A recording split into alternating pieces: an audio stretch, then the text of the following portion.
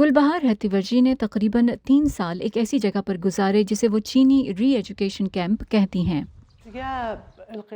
مجھے بستر پر زنجیروں میں جکڑا گیا تھا۔ میں 10 روز تک پخانہ تک نہیں کر سکی۔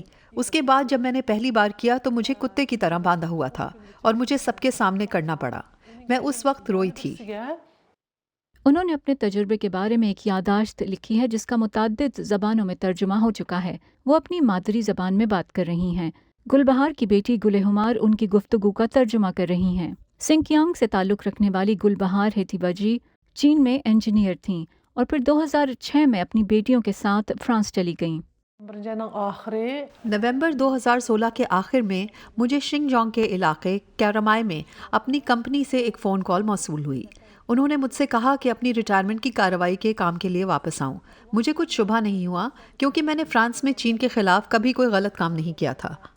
وہ کہتی ہیں کہ یہ فون کال ایک جال تھی اور چینی پولیس نے ان کے خاندان پر دہشت گرد ہونے کا الزام لگا دیا۔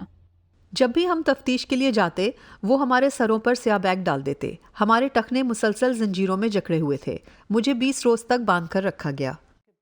4 ماہ تک حراست میں رہنے کے بعد گلبہار کو نوٹس ملا کہ انہیں ایک اسکول میں منتقل کر دیا جائے گا۔ ہر جمعے کو امتحان لیا جاتا تھا۔ انہوں نے ہمیں بتایا کہ ہمیں ہر چیز میں کامیاب ہونا ہے ورنہ ہم یہاں ہمیشہ کے لیے رہیں گے۔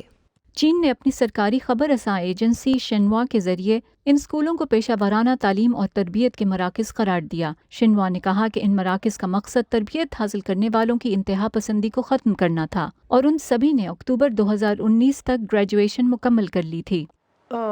چین یقیناً جھوٹ بول رہا ہے کیونکہ وہ اب بھی نئے کیمپ کھول رہے ہیں۔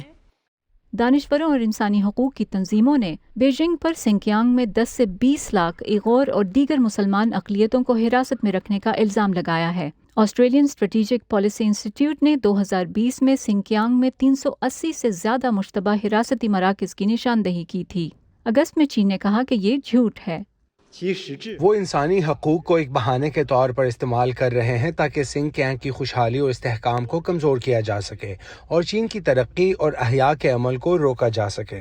گلبہار کا کہنا ہے کہ ان کے خاندان اور فرانسیسی حکومت کی مدد سے انہیں رہا کیا گیا اور اگست 2019 میں وہ پیرس واپس لوٹ گئیں۔